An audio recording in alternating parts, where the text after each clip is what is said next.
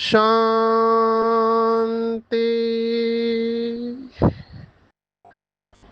आज 21 मार्च 2025 भारत में शुक्रवार है।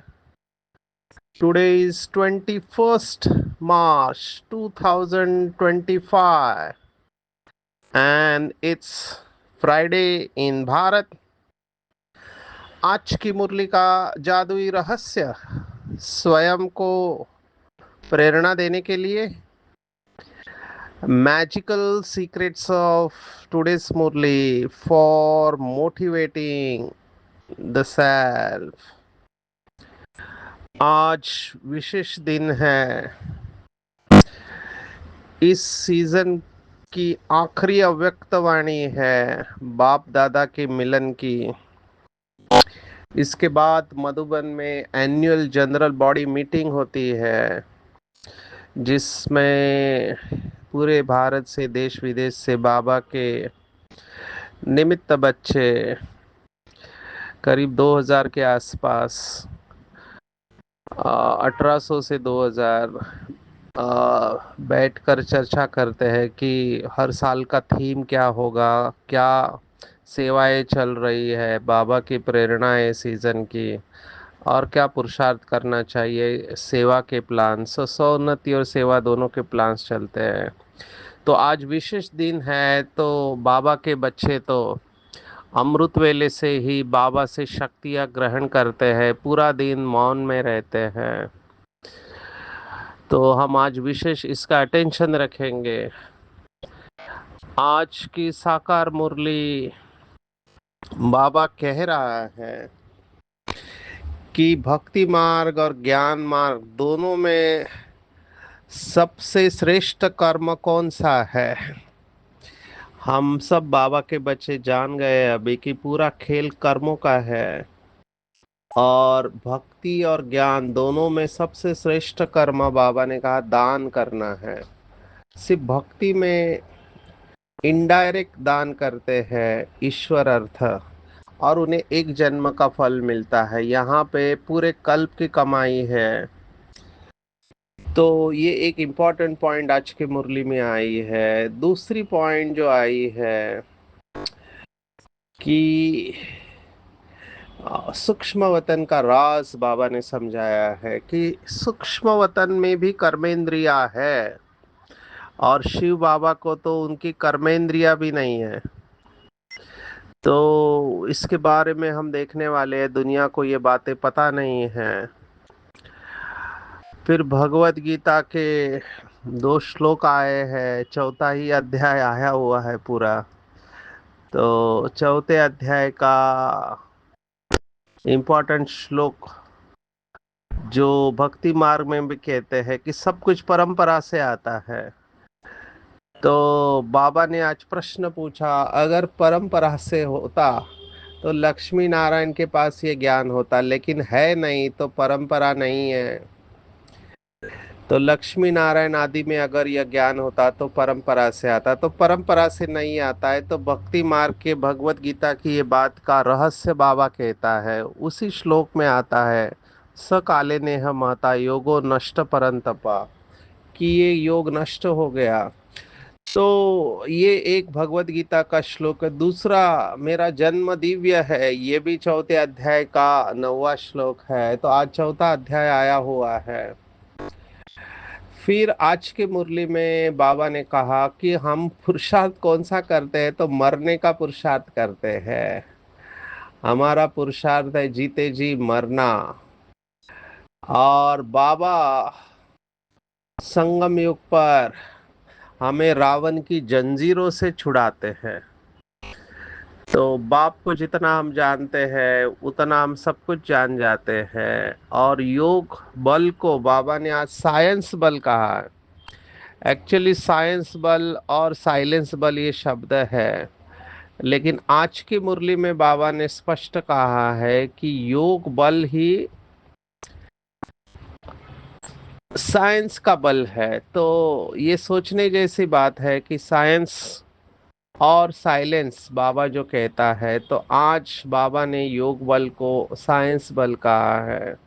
और रोप के अंश को भी त्याग करने को बाबा ने कहा है कि रोप के अंश का त्याग करने वाले स्वमानधारी पुण्य आत्मा बनना है। और सच तो बिठो नाच आज की पूरी मुरली है। हम शुरुआत करेंगे। मुझे जो इम्पोर्टेंट लगता है कि घमंड धारणा की बातें हम ज्यादा अंडरलाइन कर रहे हैं। अभी घमंड ये जो शब्द है, ये वैसे निगेटिव शब्द है। बाबा ने आज कहा कि तुम बच्चों को साइलेंस का शुद्ध घमंड रहना चाहिए। साइलेंस का शुद्ध घमंड, ये शुद्ध घमंड और अशुद्ध घमंड ये दो शब्द आए हैं। वह है साइंस घमंडी, तुम साइलेंस घमंडी अपने को आत्मा समझ बाप को याद करते हो। तो पहले तो मुझे किसी ने पूछा ये घमंड के साथ शुद्ध घमंड होना चाहिए का। तो प्लीज अंडरस्टैंड, ये शब्द शास्त्रों में भी है, शुद्ध अहंकार और अशुद्ध अहंकार। तो लोग कहते हैं कि अहंकार या घमंड ये शब्द वैसे ही निगेटिव है। तो इधर जब बाबा कह रहा है शुद्ध घमंड, तो उसका भाव समझना चाहिए। क्योंकि मनोविज्ञान जो है, साइकोलॉजी है, उसमें भी ईगो, अभी ईगो अहंकार पर्यायवाची शब्द है, तो ईगो जिसको कहते हैं उसमें भी वो कहते हैं हेल्दी ईगो और अनहेल्दी ईगो। तो जब वो मनोविज्ञान साइकोलॉजी कहता है हेल्दी ईगो, तब उनको कहना होता है सेल्फ रेस्पेक्ट। अभी हमको शब्दों में नहीं पढ़ना है, उसके भाव को समझना है। जैसे किसी शायर ने कहा कि मैं एहसास लिखता हूँ और लोग अल्फाज पढ़ते हैं। एहसास माना भाव, अल्फाज माना शब्द। तो झगड़ा जो इस समय है वो शब्दों को लेकर ही झगड़ा है। क्योंकि संस्कृत भाषा की सुंदरता है कि एक शब्द के अनेक अर्थ निकलते हैं और हर एक अपने बुद्धि के अनुसार उसका अर्थ निकालता रहता है। तो हमको यथार्थ अर्थ समझना चाहिए। तो शुद्ध घमंड और अशुद्ध घमंड यहाँ पे जब बाबा ये कह रहा है, तो बेसिकली बाबा समान की बात कह रहा है। साइंस घमंड किसको कहेंगे? तो साइंस को अभी घमंड है। अभी लेटेस्ट न्यूज़ है, आज देखो, सबने टीवी पे देखा होगा, जिनके पास टीवी है। हमारे पास तो टीवी भी नहीं है, लेकिन कई लोग वीडियो भेजते हैं कि ये सुनीता विलियम्स, इंडियन ओरिजिन की स्पेस की एस्ट्रोनॉट, 7 दिन के लिए गई थी, 9 महीना वहां रह के आई। आएगी कि नहीं ये भी पता नहीं था, लेकिन आखिर उसका पार्ट वहां से पूरा होके वो वापस आई। पहले एक एस्ट्रोनॉट थी कल्पना चावला, उनका तो शरीर छूट गया स्पेस में ही, अंतरिक्ष में, लेकिन ये वापस आ गए। अभी ये दोनों इंडियन ओरिजिन के हैं और ब्रह्मा कुमारियों से मिले हुए ये सब वीडियो अभी वायरल हो रहे हैं। तो साइंस को घमंड क्या है कि वो आकाश तत्व में, उधर स्पेस के अंदर उन्होंने अपना स्टेशन बना लिया हवा में। तो हिंदी में जो कहावत है, ये तो हवा में ही रहता है, माना अपने को बहुत बड़ा समझता है। तो क्यों ना समझे, क्योंकि साइंस ने इतना कमाल कर दिया कि उधर अंतरिक्ष में जाकर, है ना, अंतरिक्ष जिसको इंटरनेशनल स्पेस स्टेशन कहते हैं, वहाँ पर अभी लोग आपस में मिलते हैं। अभी रशिया और अमेरिका वैसे तो परंपरागत दुश्मन कहेंगे, लेकिन वहाँ पे एक दूसरे को संभाल लेते हैं। तो स्पेस में यहाँ से छोड़ना, ये बहुत बड़ी टेक्नोलॉजी है। आपको थोड़ा मैं अवगत करा दूं, महाराष्ट्र के पुणे में एक योगी होके गए जो इंसिडेंटली डॉक्टर भी रहे हैं, पुणे वाले इनको जानते होंगे या महाराष्ट्र वाले जानते होंगे, उनका नाम है डॉक्टर वर्तक। अभी इनके पास एक पावर थी, ये कि गृहस्थी थे और बड़े डॉक्टर थे, इनका हॉस्पिटल था। फिर इनके पास एक पावर थी कि ये सूक्ष्म शरीर से यात्रा करते थे, और इन्होंने सूक्ष्म शरीर से यात्रा करके मंगल के ऊपर ये जाके आए सूक्ष्म शरीर के द्वारा, और वहां का उन्होंने वर्णन किया हुआ है। अभी पहले तो नासा ने इनके फाइंडिंग्स को रिफ्यूट कर दिया, बोला ऐसा नहीं है। बाद में उसी फाइंडिंग्स को उन्होंने कंफर्म किया कि जो डॉक्टर वर्तक कह रहे हैं वैसे ही है। तो ये बहुत लाइमलाइट में आए। पुणे में इनका वर्तक आश्रम। तो कहने का भाव ये है कि भारत में ऐसे योगी पहले भी होके गए हैं।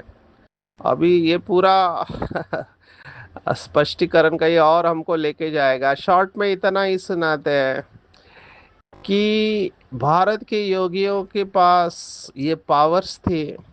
ऐसे ही ये खगोल विज्ञान कहते हैं हिंदी में, एस्ट्रो साइंस।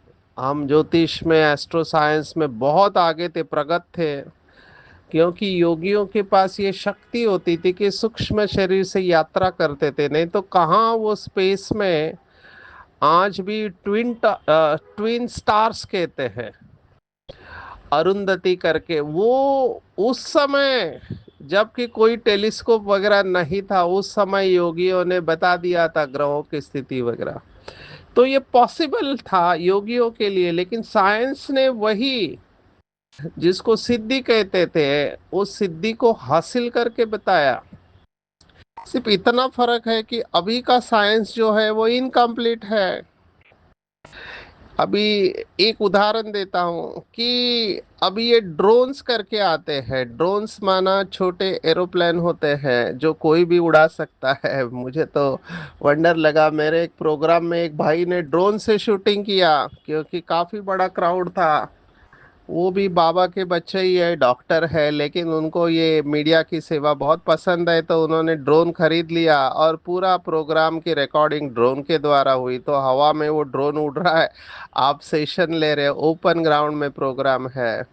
तो ड्रोन से भी बाबा के बच्चे अभी सेवा कर रहे हैं। तो ड्रोन कितनी अच्छी टेक्नोलॉजी है, उसमें कैमरा लगा हुआ रहता है, तो आप शूटिंग कर सकते हैं। मैं अरुणाचल प्रदेश का आपको शेयर किया कि वहाँ पे रास्ते बहुत कठिन है, आना जाना बहुत टफ है, तो जहाँ कोई जा नहीं पाता है वहाँ ड्रोन से वो दवाइयाँ भेजते हैं। तो ड्रोन एक अच्छी टेक्नोलॉजी है, लेकिन वही टेक्नोलॉजी अभी विनाश के लिए भी कारक बन रही है। आप सब ने टीवी पे लाइव देखा होगा, जो टेररिस्ट है, हमास के टेररिस्ट, उनको ड्रोन के द्वारा स्पॉट करके खत्म कर दिया गया। अभी तो ऐसा है कि ड्रोन के द्वारा, इसको हम अंग्रेजी में कहते हैं मैनलेस वॉर। टिपिकली जब युद्ध होता है तो आर्मी में जवान जाते हैं और गोलियां बरसाते हैं। हमारे एक भाई है जो कारगिल वॉर में जिन्होंने पार्टिसिपेट किया, अभी मधुबन की सिक्योरिटी को संभालते हैं, कर्नल सती भाई। तो उन्होंने बहुत अच्छा अनुभव सुनाया कि कारगिल में भारत का पोजीशन नीचे था और पाकिस्तान का ऊपर था, तो ऊपर वाले को हमेशा एडवांटेज होता है कि वो नीचे फायरिंग करना है, नीचे वाले को नीचे से ऊपर करना मुश्किल होता है। अभी वो इतना ठंडी में इनका फायरिंग चल रहा है, तो ये सुबह अमृत वेला उठ के बाबा को याद करके फिर दिन भर इनका फायरिंग चलता था। तो ये इंसानों के बीच में बंदूकों के द्वारा लड़ा जाने वाला युद्ध है। पहले तलवारें चलती थी, फिर तोप आए, और अभी तो ऑटोमेटिक वेपन्स हैं। लेकिन अभी एक स्टेप आगे पहुंच गए, इंसान की भी जरूरत नहीं है। देखो साकार मुरली 69 में, उस समय ये सब टेक्नोलॉजी नहीं थी, लेकिन बाबा ने स्पष्ट बता दिया कि बैठे बैठे सबको खत्म कर देंगे। माना किसी को भी कहीं जाने की जरूरत नहीं है, सब कुछ इतना सेट है कि एक बटन दबाने की देरी है और ये मैनलेस वॉर होगा। माना इंसान आपको मैदान में जैसे ये महाभारत में दिखाते हैं अक्षौहिणी सेना हाथी के ऊपर घोड़े के ऊपर पैदल, वैसा कुछ नहीं है। सब बॉम्ब्स अपने जगह पे सेट है, ऐसे जगह पे सेट करके रखे जो दिखाई भी न देते हैं। माना वो डिटेक्ट भी नहीं कर सकते, जमीन के अंदर समुंदर के अंदर बहुत जगह पे रखा हुआ है इन्होंने। अभी सिर्फ एक पागल व्यक्ति की जरूरत है जो गुस्से में आके बदले की भावना में केवल बटन दबा दे, वहां तक हम पहुंच गए हैं। तो ये टेक्नोलॉजी है जिसका अच्छा उपयोग हो सकता है, लेकिन बाबा वही कह रहे हैं कि बुद्धि पतित होने के कारण, विकारों के वजह से वही टेक्नोलॉजी विनाश का कारण बनेंगी। तो इसको साइंस घमंड, ये पूरा विस्तार इसलिए सुनाया कि ये साइंस का घमंड है। उनको लगता है कि हम क्या नहीं कर सकते। अभी जैसे बाबा कहता है वो चांद में प्लॉट लेना चाहते हैं, क्योंकि कई लोग, ये लोग की विशेषता है ये आगे का बहुत प्लानिंग करते हैं वेल इन एडवांस। जैसे इस समय अभी मैं पॉपुलेशन देख रहा था वर्ल्ड का 820 करोड़ है। अभी 820 करोड़ बहुत हो गया। अभी उनका प्रोजेक्शन है कि वो 1000 करोड़ तक जाएगा। तो डेफिनेटली, क्योंकि उनको पता नहीं विनाश की बात, इसलिए वो सोचते हैं कि आज नहीं तो कल कंट्रीज आपस में लड़ने वाले हैं, क्योंकि रिसोर्सेस इस पृथ्वी के ऊपर जो भी है वो लिमिटेड है। उसके वजह से झगड़ा होगा। हमारे प्रेसिडेंट ने तो कहा था, डॉक्टर एपीजे अब्दुल कलाम, की तीसरा वर्ल्ड वॉर पानी के ऊपर होगा, क्योंकि पीने का पानी भी कम है। तो पानी को सिक्योरिटी दी जाएगी, तो रिसोर्सेस है वो कम होंगे, तो झगड़ा तो होगा, पॉपुलेशन बढ़ेगा, तो एक दूसरे को इनसिक्योरिटी की फीलिंग आएगी। और ये धर्म के ऊपर भी लड़ने वाले हैं। तो उनको ये पता है कि पृथ्वी ये लोग खत्म करने वाले, तो कुछ लोग जो आगे का सोचते हैं वो सोचते जब पृथ्वी खत्म हो जाएगी तो हम रहेंगे कहाँ, तो वो उसकी तैयारी कर रहे हैं कि पृथ्वी पे ऊपर अगर न्यूक्लियर वॉर हो गया तो वहाँ रहना मुश्किल होगा। जैसे सीरिया में उन्होंने बायोलॉजिकल वॉर, माना वो क्या बोलते हैं, पॉइजनस गैस छोड़ी थी। अब ये पॉइजनस गैस बहुत खतरनाक होती है कि एक शहर पर गिर गई तो पूरे शहर के लोग वैसे ही खत्म हो जाएंगे। भारत में एक बहुत बड़ी ट्रेजेडी हुई थी, भारतवासी जानते हैं, भोपाल गैस ट्रेजेडी। तो वो पॉइजनस गैस की वजह से कितने लोग मर गए थे। ऐसे ही ये कॉन्शियसली फेंका जाएगा तो फिर जाएंगे कहाँ, भागेंगे। तो पहले से ही इनकी तैयारी है, ऐसी अगर इमरजेंसी आती है तो हम चांद के ऊपर जाकर रहेंगे या मंगल के ऊपर। तो ये साइंस का घमंड बाबा कह रहे हैं, और साइंस ही अल्टरनेटिव निकालती रहती है।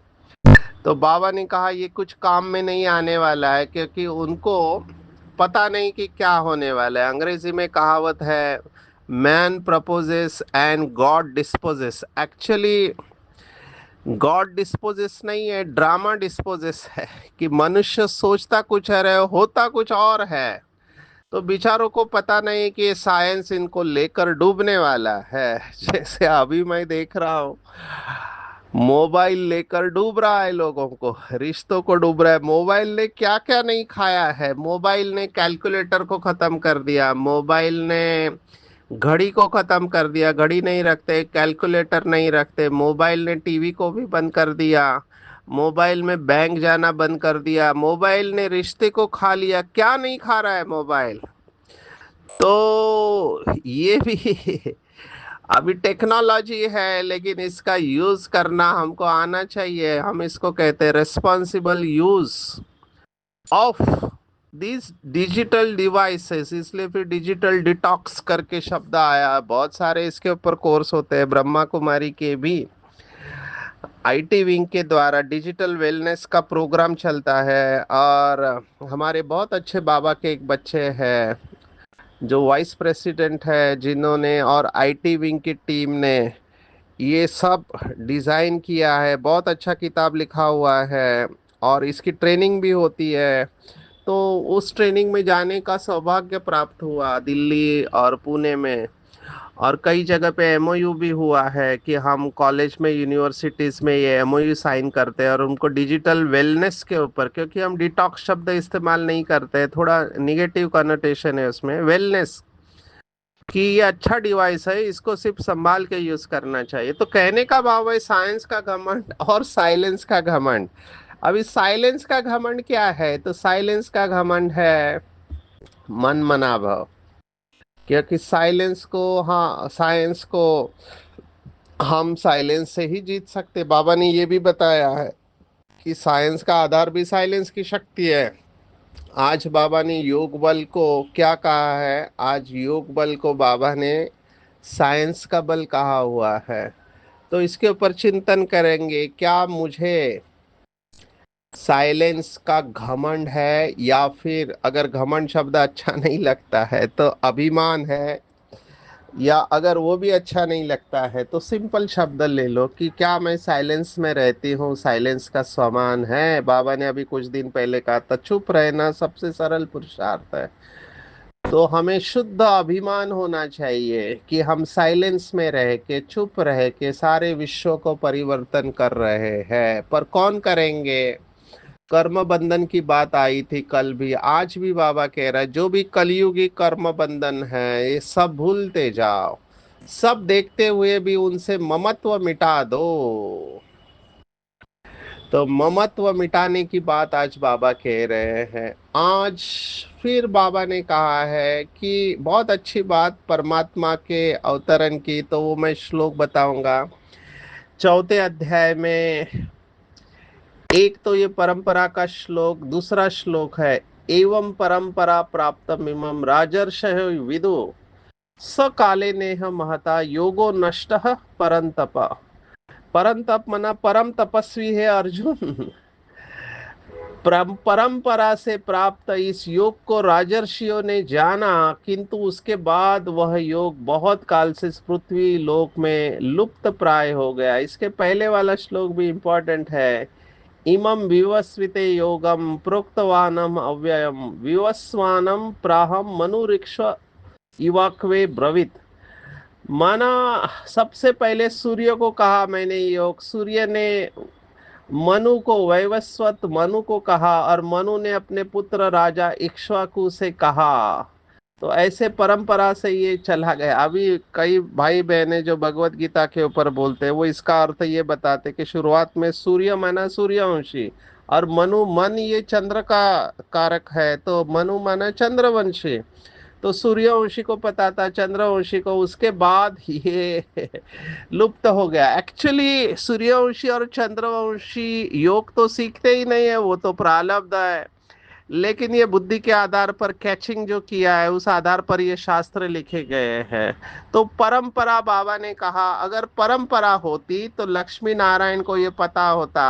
तो ये दोनों बातें कॉन्ट्रास्ट है। जो बताते हैं कि सूर्यवंशियों को ये योग पता था, तो उसका असली भाव ये लेना चाहिए कि संगम युग पर जो बाबा के बच्चे इस योग का अभ्यास करते हैं उनके पास ये ज्ञान था जो बाद में सूर्यवंशी बनते हैं। तो ये इसका यथार्थ अर्थ है, क्योंकि बाबा ने आज कहा लक्ष्मी नारायण है, उनको ये योग पता ही नहीं है। अगर पता होता तो परंपरा से चलता आता, तो नहीं था योग उधर तो, लेकिन ब्राह्मणों को ये पता था। आज बाबा ने ब्राह्मणों की महिमा की है कि ब्राह्मण ही है, वो सुनते हैं, बाप आकर सुनाते हैं और ब्राह्मण ही सुनते हैं, और कोई नहीं सुनते। तो ब्राह्मण वर्ण केवल भारत में ही होता है। अभी ये कोई नया व्यक्ति सुनेगा जिसको कुछ पता नहीं, तो वो सोचेगा कि इधर वर्ण परंपरा सिखाते हैं, ब्राह्मणों की महिमा होती है। ऐसा नहीं है। बाबा के सभी बच्चे ब्राह्मण है, क्योंकि ब्रह्मा की संतान है, मुख वंशावली ब्राह्मण, ना कि कुक वंशावली। तो वो तभी होता है जब परम पिता परमात्मा प्रजापिता ब्रह्मा द्वारा ब्राह्मण धर्म की स्थापना करेंगे। और फिर जो प्रश्न जगदीश भाई ने पूछा था उसका जवाब भी आज के मुरली में आया। बाबा ने कहा देखो कि इनको रचता भी नहीं कहेंगे, नई रचना कोई रचते नहीं, सिर्फ रिजुविनेट करते हैं। तो परमात्मा रचयिता कैसे है? तो परमात्मा रचयिता ऐसे है कि वो पुराने को नया करता है, ना कि हवा में कुछ उत्पन्न करता है।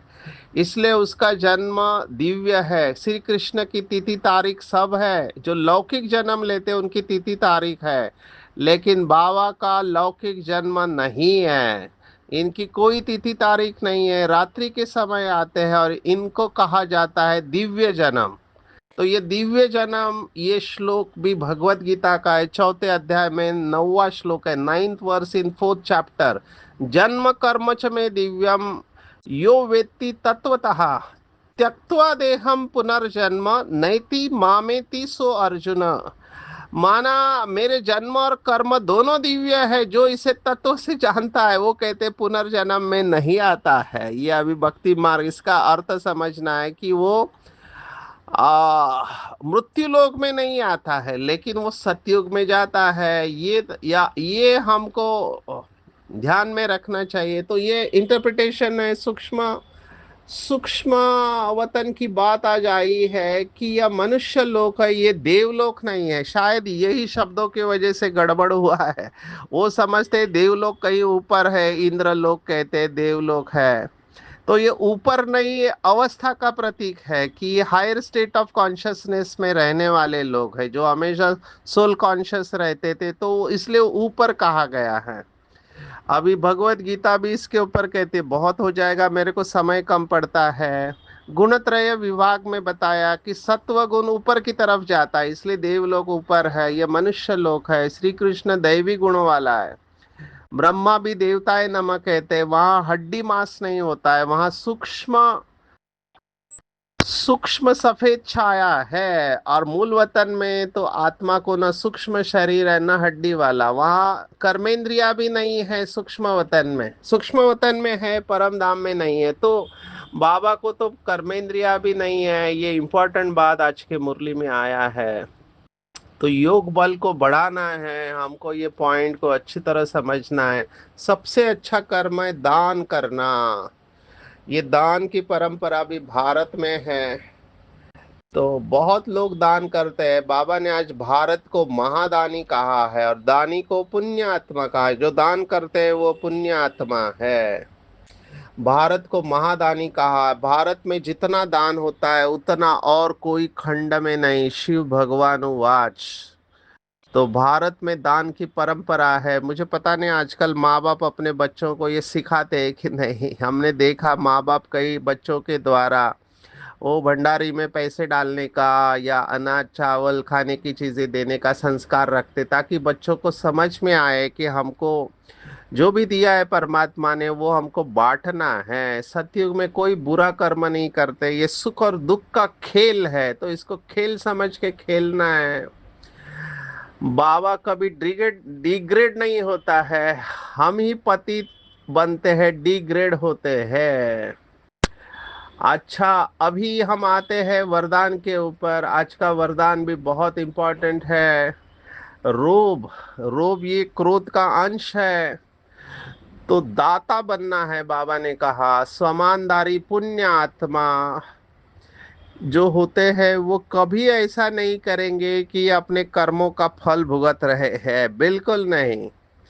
बाबा ने कहा कि ये ऐसा क्यों करता है, ऐसा नहीं करना चाहिए, होना नहीं चाहिए। ज्ञान यह कहता है क्या मुझे, जैसे बाबा ने शब्द इस्तेमाल किया, मेरे आंखों के सामने वो सब आत्माएं आए जिनके अंदर गुस्सा है, जो गलतियां निकालते रहते हैं यज्ञ की और यज्ञ के निमित्त आत्माओं की। ऐसा होता है क्या, ये होता है क्या, ऐसा करना चाहिए क्या? बाबा ने कहा ये सूक्ष्म रूप का अंश है। दाता अर्थात रहम दिल, उसमें कभी भी किसी भी आत्मा के प्रति संकल्प मात्र भी रोब नहीं रहता है। तो ऐसे संकल्प हमारे नहीं होने चाहिए। हम तो गिरे हुए को भी उठाएंगे, सहयोगी बनाएंगे, तभी बाप समान बन पाएंगे और संतुष्ट रहेंगे, प्रसन्न रहेंगे और उड़ती कला का अनुभव करेंगे। सच तो बिठो नच, ये सिंधी की कहावत है। जो सत्यता की शक्ति जिसके अंदर होती है वो सदा बेफिक्र बादशाह रहते, निश्चिंत होते हैं, इसलिए निर्भय होने के कारण खुशी में नाचता रहेगा। तो अपनी चेकिंग करना है, क्या मैं निश्चिंत रहता हूँ या चिंता होती है, क्या मुझे डर लगता है। तो डर माना झूठ, सत्य माना निर्भय। डरना ही क्या है, जो कुछ भी जाएगा वो असत्य होगा, सत्य हमेशा रहने वाला है, इसके ऊपर चिंतन करेंगे। अगर अपने संस्कार व संकल्प में कमजोरी है तो हलचल में आ सकते हैं, इसलिए इस अविनाशी जो आज कहा शिव ज्ञान यज्ञ, उस रुद्र ज्ञान यज्ञ में इन कमजोरियों को स्वाहा करना है। आज की पूरी मुरली में टेक होम है कि सबसे अच्छा कर्म दान कर्म, सब कुछ स्वाहा करना है, अपना सब कुछ सफल करना है, योग बल से सारी सृष्टि को पावन बनाना है, माया के ऊपर जीत पानी है, माया जीत बनना है। और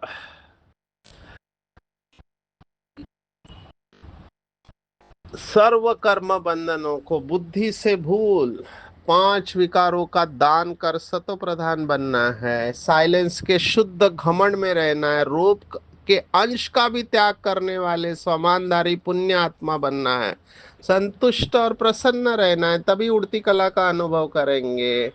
और सत्यता की निशानी है निर्भयता, वो बेफिक्र बादशाह निश्चिंत होंगे, इसलिए खुशी में नाचते रहेंगे।